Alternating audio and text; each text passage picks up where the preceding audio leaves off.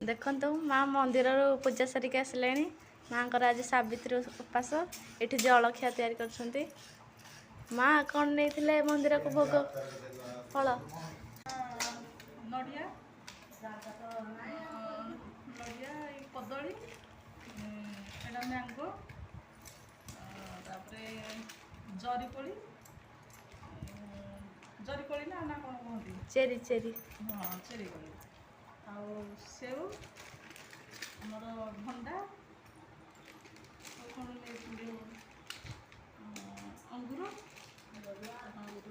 କାକୁଡ଼ି ଆଉ ମୁଗଧୁଆ, ନଡ଼ିଆ ସବୁ ଜଳଖିଆ ବନିଆ ହେବ ଆଉ। ଭୋଗ ସବୁ ସାରିକି ଆଜି ଦିନ ସାରା ରୁହା ହେବ ନା।